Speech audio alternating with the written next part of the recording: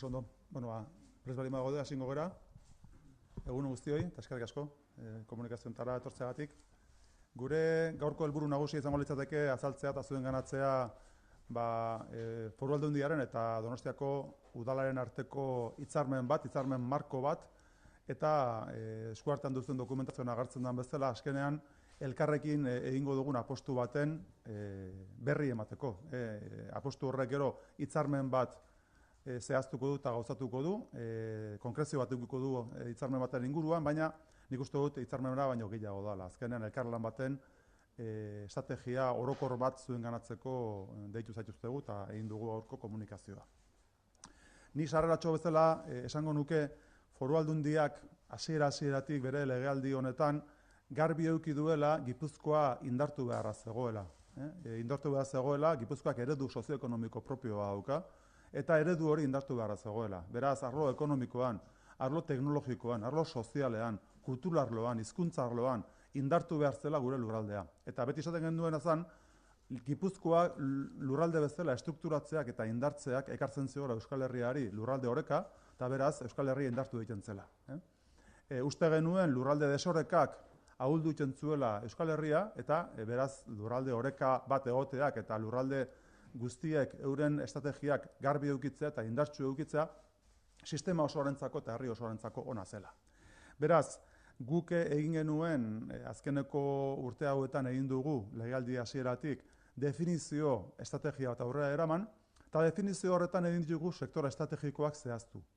Jaurlaritzak berak Europak ezarritako estrategiari erantzunez, 3 ildo nagusi aipatzen zituen espezializazio inteligente bat aurrera ateratzeko Euskal Herrian eta erkidego autonomoan, eta 3 arlo nagusi horiek ziren, alde batetik fabrikazio aurreratua, beste batetik energia eta beste batetik osasuna, eta horietako bakoitzean uste genuen Gipuzkoak egin behar zeuzkela apustuak, apustu estrategikoak. Sektor estrategiko bezala definitzen dira, eta horietan apustuak egitea.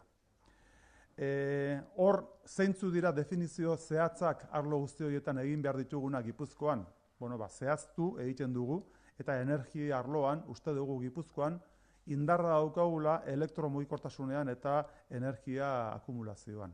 Hori lehenengo arloa. Beraz, hor, sektor estrategiko horretan, espezializazio bat aurrera ateratzeko konpromisoa hartzen dugu. Bestatik baita ere, zahartzaro arloan eta osasun arloko inguru guzti horretan, ja dagoeneko definituta daukagu Pasaian, zentru bat horri erantzuteko, baina hor estrategia bat dago martxan, da estrategia horretan gu guztiok danak hartu behar dugu parte. Eta gero bazegoen baita ere fabrikazio aurreratuan, ziberseguridade arloan beste sektore bat, eta azkeneko sektorea gastronomian eta batipat berrikuntza eta teknologia berriak gastronomian erabiltzeko bide hori edo konpromiso hori ez. Gu guzti hori martxan jartzen dugu etorkizuna eraikiz ekimenaren barruan. Eta etorkizuna eraikizek jartzen ditu ekimenak martxan, jartzen ditu zentru aurreratuak martxan, estrategia eta sektor estrategikoetan apustuak martxan jartzen ditu, baina batipat egiten duena da kooperazio eredu bat indartu gure lurraldean. Uste dugulako egin beharreko apustu guzti horiek bakarrik ezin ditugula egin Foru Aldunditik, erakunde publiko guztiek bateratu beharra daukagula gure lurraldean estrategia bat, eta gero baita ere hori partekatu beharra daukagula gizartearekin. Beraz, etorkizuna eraikiz da de facto kooperazioko eta elkarlanerako estrategia bat lurraldean eragile pribatu eta publikoekin. Hori izango litzateke metodologi ikuspegitik daukagun erronka importantenetako bat. Eta guk uste dugu sektore guzti horietan etorkizuna handia daukagula, eta beraz, apustu horrek ilusio handia sortzen digu. Pasadan urteko maiatzean dagoeneko hasi ginen Donostiako udalarekin definitzen nola inkorporatu ziteken Donostiako udala estrategia orokor horretara, lurraldeko horretara. Uste genuelako funtsezkoa zela Donostiako udalak parte hartzea estrategia horretan. Horrekin indartu ingo zen estrategia, eta guk uste genuen baita ere zentzu emango geniola gure arteko elkarlanari. Ez dugu ahaztu behar berrikuntza arlo teknologikoan Donostia referentzia nagusia dela gure lurraldean, ezagutza ikuspegitik, unibertsitatean ikuspegitik. Azkenean Donostiak pisu izugarria daukala, eta uste genuen Donostiarekin partekatzea estrategia hori ezinbestekoa zela arrakasta edukitzeko. Eta orduan, egiten duguna gaur da, hitzarmen marko bat sinatu, justu elkarlan horri bidea emateko. Eta sektore estrategiko horretan, eta horietan dauzkagun elkarlanak definitzeko eta gauzatzeko. Esan beharra dauka baita ere, egin dugula hitzarmen horretan dagoeneko ja partida ekonomiko bat zehaztu dugu. Urterako, 2018-rako, eta pentsatzen du gaina hori mantendu dela hurrengo urteetan, edo areagotu, baina gu ja definitu dugu milioitik gorako konpromiso foru aldundiarena hitzarmen horretan aportatzeko, eta beraz, esaten dituan sektore estrategiko horiek bultzatzeko hiriburuan, Donostian. Beraz, definizio hori ez, okerrez alemanago, Ainhoak gero aipatuko du eta zehaztuko du, baina 1.050.000 eurotakoa izango litzateke zehazki, egin beharreko eta egingo dugun ekarpena sektore estrategiko guzti horiek desarrollatzeko eta garatzeko Donostian. Baina ahaztu gabe, foru aldundiaren ikuspegitik eta Ainhoa Aizpururen departamentuaren ikuspegitik, sustapen ekonomikoaren ikuspegitik, hor daude bi zuzendaritza, sustapen ekonomiko eta berrikuntza, eta bi hoien artean dagoeneko urtero Donostian inbertitzen dira 10 milioitik gora. Beraz, aipatu dudan milioi hori, gehituko litzateke dagoeneko martxan dauden zenbait politika. Hau izango litzateke konpromiso berri bat, sektore estrategikoia garatzeko, baina ez dugu ahaztu behar dagoeneko foru aldundia inbertitzen ari dena Donostian. Uste dugulako, lehena esaten nuen ez, halabeharrez egin beharra dago hemen daudelako ezagutzako gure nagusiak. Eta enpresa oso importanteak lurraldekoak. Hortik aurrera, aipatzearren berriro ere labur-labur, contamos evidentemente con el proyecto del Centro de Ciberseguridad Industrial, que como todos sabéis, desde el mes de diciembre ya se adelantó que se iba a ubicar en el polígono empresarial de Zuazu. Es una de las apuestas más importantes de esta Diputación. Consideramos que desde el punto de vista de la fabricación avanzada, la ciberseguridad industrial es un elemento clave para el desarrollo de las empresas del territorio.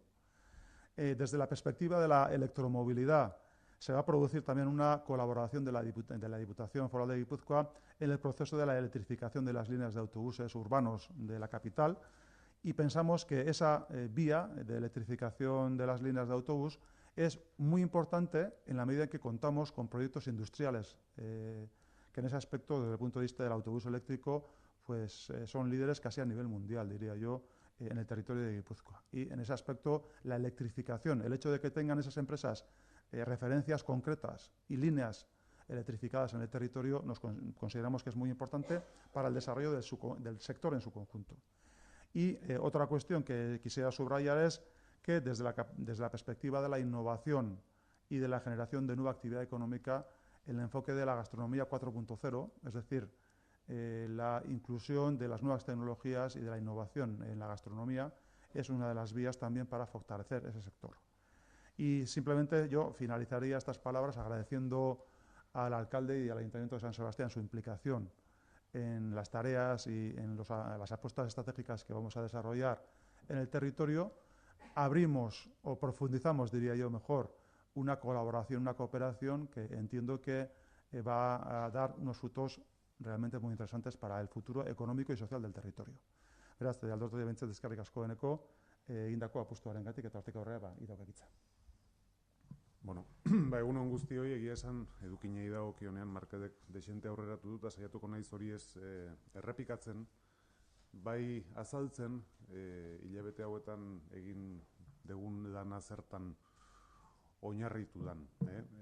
Abia puntua maiatzean jartzen dugu, ordurako bi erakundeen artean azterketa bat egina geneukadako eta ikusten gendudako bakoitzak egiten zitu eta bere danak jarduera ekonomikoaren suspertze horretan, baino agian bakoitzak zeramazkin bideak ez da behar bezala uztartuta.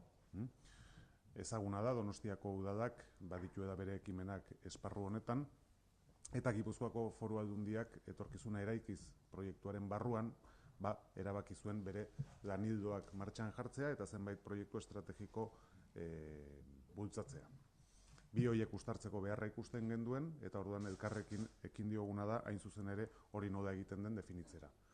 Gipuzkoako Foru Aldundiak egiten dituen apustu estrategiko horietatik zeintzuk daukaten zentzua Donostian egoteko, eta aipatu ditu markedek zeintzuk diran horiek, aldez aurretik aurkeztua izan den zibersegurtasunaren egoitza hori Suatzun egongo ditzatekeena, baita ere gastronomiaren inguruko espezializazio proiektu hori logika guztiaren arabera Donostian egon beharko ditzatekena, garraio publikoaren elektrifikazioaren apustua dudarik gabe garraio urbanoak daukan pisuagatik Donostian ere hasi beharko ditzatekena, eta horiek identifikatu eta Gipuzkoako Foru Aldundiak horietan zenbateko ekarpena eta zenbateko apustu egingo duen Donostian finkatu ditugu.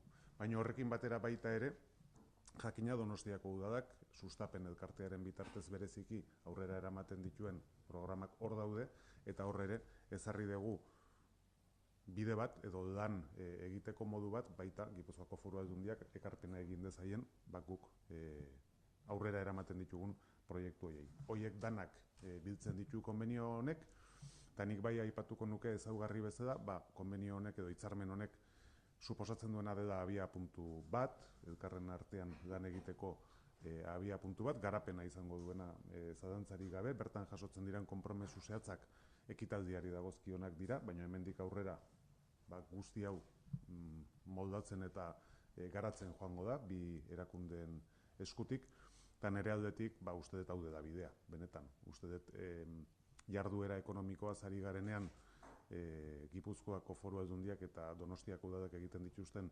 esfortzuak lerrokatu egin behar dira da, zalantzarik gabe, eta bide beretik eraman. Eta hitzarmen honetan hori lortzen da, hainbat eta hainbat esparrutan. Talde horretatik, nik uste dut valorazioa ezinbestez oso positiboa dela. Decía muy brevemente, porque no voy a entrar a los contenidos, Marc yo creo que los ha descrito muy bien, y después Ainhoa yo creo que también nos dará alguna concreción adicional. Pero yo básicamente quiero referirme a cuál ha sido el proceso y reflexión que nos ha llevado hasta este punto, iniciado el mes de mayo del año pasado, cuando constatábamos que por parte de ambas instituciones había unas estrategias volcadas sobre todo a lo que es la generación de actividad económica.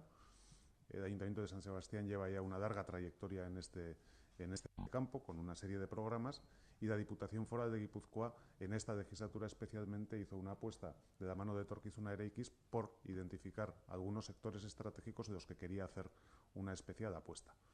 En mayo ya constatamos que era necesario el que articuláramos un mecanismo mediante el cual las dos cosas fueran compatibles, aquellas apuestas estratégicas que hacía la Diputación Foral de Guipúzcoa y que tenían todo el sentido que estuvieran en Donosti, pues efectivamente se pudieran establecer en Donosti, con la inversión que ello representa en San Sebastián, aunque luego evidentemente los beneficios pues yo entiendo que son para todo el territorio, como es lógico, y este convenio lo que hace es identificar cuáles son esas apuestas estratégicas en la que vamos a ser socios, que queremos compartir, porque tienen toda la lógica, como digo, desde el punto de vista territorio y también desde el punto de vista de capital, no por ser capital, sino porque en este ámbito se produce sobre todo el mayor nivel de conocimiento en algunos de los sectores de los que estamos hablando, como por ejemplo pues es el de la ciberseguridad, o es el de la gastronomía sin ningún lugar a dudas, o es la electrificación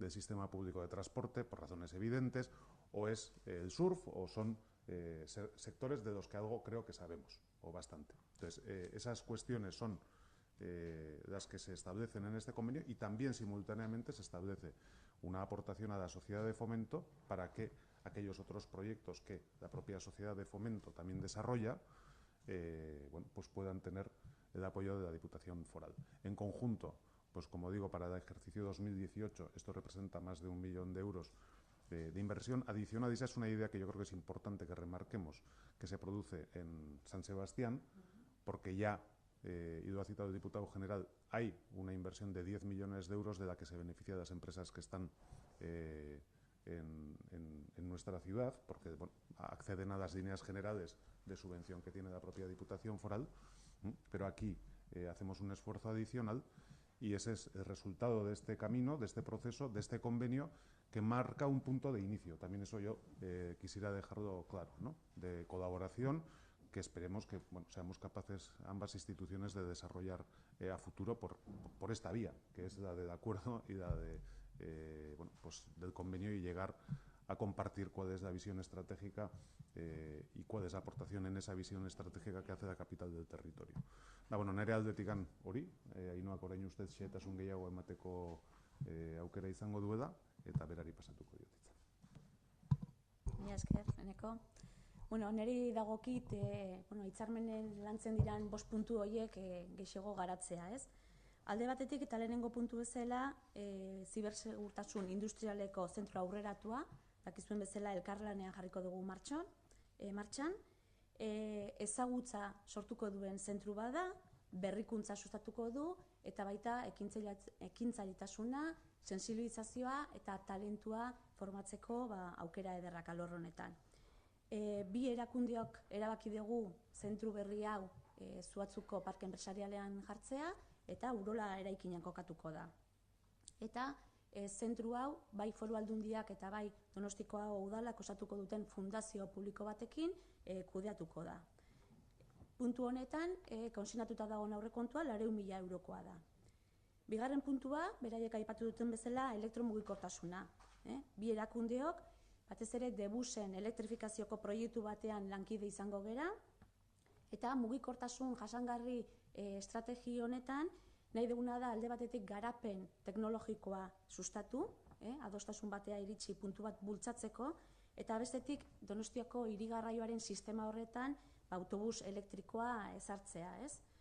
Estamos hablando de una colaboración en el proyecto de electrificación de Debus, poniendo en marcha un proyecto piloto de una infraestructura de carga en una línea concreta, en una ruta concreta de Debus. Lo que nos va a permitir también avanzar hacia la introducción de sistemas avanzados de gestión en el transporte público urbano, incidir en una mejora ambiental significativa y en una reducción de emisiones de gases de carbono y, sobre todo, el objetivo principal de esta apuesta estratégica es impulsar que todas las industrias del territorio relacionadas con este sector se vuelquen en esta apuesta estratégica, ¿no? Impulsar que todas estas empresas vayan a esa transformación hacia la electrificación del transporte. Este proyecto piloto tiene 2 fases, la primera de las cuales consiste en la puesta en marcha, la puesta en circulación de un autobús de 18 metros que requiere un punto de carga con pantógrafo, una infraestructura que será financiada al 50% entre el Ayuntamiento y la Diputación. Hirugarren puntua aipatu dugu gastronomia, badakigu gure lurraldean nik usango nuke oinarrizko ardatz bat dela, bai gure ohitura, bai gure kulturakin duen loturagatik, eta baita ere gure elikagai industria eta gure lehenengo sektoreko ustiapenekin duen lotura horregatik, ez? Baina, gastronomia alor honetan eremu berriak, bide berriak zabaltzen ari zaizkigu, eta nik uste dut erronka berri batzuk ditugula gastronomiaren industrializazioa eta digitalizazioan alor honetan. Badakizue hor guk apostu estrategikoetan proiektu esperimental bezala kokatuta daukagula gastronomiaren digitalizazio hori, eta proiektu horren helburua garbia da alde batetik gastronomiak sektore honen duen berrikuntza gaitasun hori areagotzea, eta gero jarduera ekonomiko berriak sortzea. Nik uste hori importantea dela batez ere gastronomia sektorean duen posizionamentu mundu mailan ondo posizionatzeko eta sendotzeko. Eta alkateak aipatu duen bezala garbi dago alor honetan Donostiak duen posizionamentua, ez?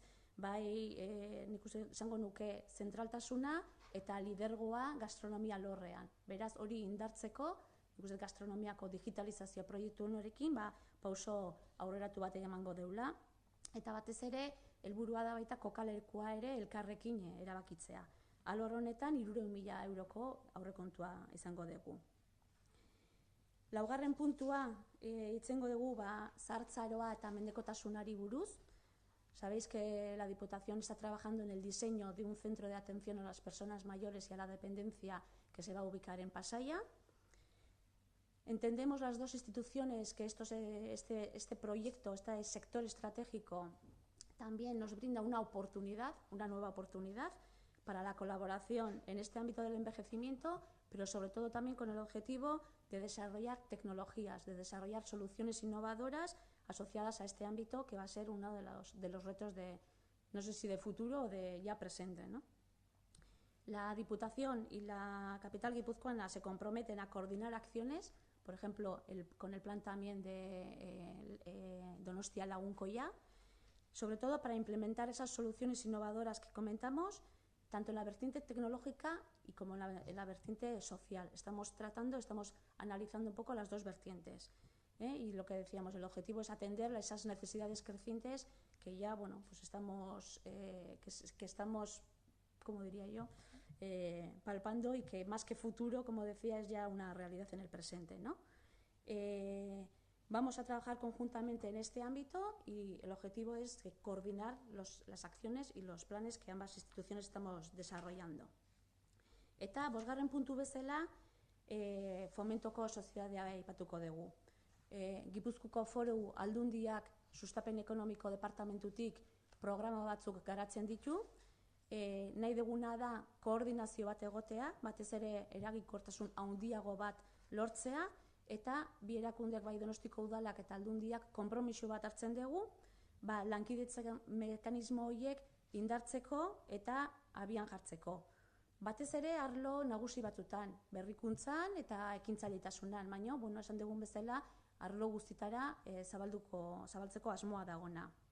Eta elkarlan hau sendotzeko 250.000 euro jarriko ditugu, beraiekin, Donostiko udalakin, programa horien azterketa analizie dagoeneko egiten ari dira, aurreko maiatzetik esan da bezala lanean hasi ginen eta lanean jarraitzen dugu, programa batzuk elkarlanean koordinatuko ditugu, eta aurrekontu hori hortarako bideratuko da.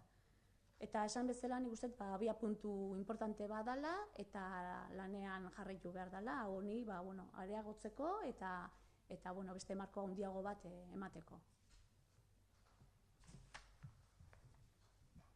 Oso ondo, hortik aurrera, dituzuen galderak, kezkak,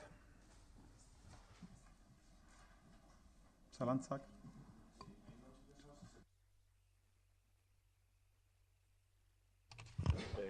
¿Cuándo se van a plasmar algunos de estos proyectos? El del pantógrafo, por ejemplo, ¿es algo que está previsto este año? Porque creo que o sea, que de aquí a junio es cuando se tiene que implantar y... ¿Se sabe dónde se va a colocar el pantógrafo? ¿En el bulevar o dónde? No, en el bulevar no entra eso. En el Parque Tecnológico de Miramón. ¿Y alguna precisión más sobre este proyecto del surf, la ola artificial? ¿Cuándo se va a realizar o de qué se está hablando? A ver, básicamente este convenio, que tiene un horizonte temporal previsto de este año, por decirlo de alguna manera, bueno, pues la intención es evidentemente que todos estos proyectos echen a andar en este año 2018. Hay algunos a los que todavía les queda alguna definición, otros están más avanzados, el de ciberseguridad pues ya está ubicado, etcétera, etcétera, otros todavía están en fase tentativa de análisis de ubicaciones, etcétera. Pero bueno, la intención, y por eso están recogidos en el convenio, es que el 2018 sea el año en el que vayan arrancando todos. Yo quisiera remachar un concepto, es el hecho de que estamos hablando de sectores estratégicos, estamos hablando de una estrategia y un convenio marco, que tiene una serie de hitos en este momento, pero que en absoluto cerramos el desarrollo de esos hitos. Cada uno de los sectores estratégicos requerirá una estrategia, unos planes de actuación, y irán generando nuevos hitos en el conjunto del territorio y también en la capital. Con lo cual aquí estamos reflejando los que en este momento están más o menos maduros, algunos más, como decía el alcalde, otros menos, pero ya los que están enfocados. Con eso, en absoluto, cerramos el escenario de que se puedan generar nuevos hitos en la propia capital, en el futuro. Pero en el futuro cercano, digo. A la ola de Wet Garden, que me imagino que será la empresa esta de Aizarnazábal, ¿no? La que ya lleva tiempo con esta tecnología. ¿Se conoce dónde se va a ubicar? ¿Si podría comenzar ya a funcionar en 2019? O no sé, ¿no? ¿Algunas pautas, algún detalle más sobre la agenda? Pues hay posibles ubicaciones, pero no te voy a decir exactamente cuáles, porque está todavía la decisión definitiva por tomar.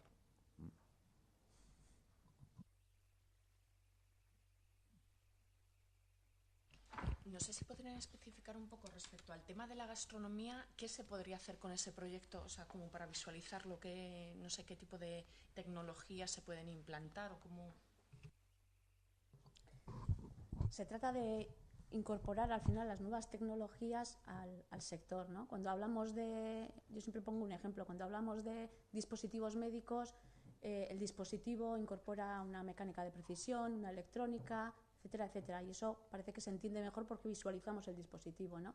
En la gastronomía es lo mismo, se trata de incorporar esas nuevas tecnologías que pueden ser la realidad virtual, la realidad aumentada, todo el tema de dispositivos también como iPads y otros medios, a la gastronomía, pues para hacer una gestión más eficiente con sistemas más avanzados de lo que puede ser la gestión de un restaurante, lo que denominamos un restaurante 4.0, y digamos que también es incorporar esas nuevas tecnologías, esos avances, a lo que puede ser el equipamiento más industrial de hostelería, a los equipos de cocción, hornos, etcétera, y nuevos desarrollos también tecnológicos en cuanto a sensores, etcétera, que se pueden aplicar a este ámbito.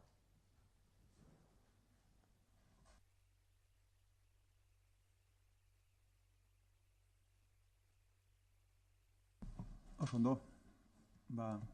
Beste egizalen bako zen? Bai, ingo du sinatu, Zer? Bai. Itxazu gulero bako ez?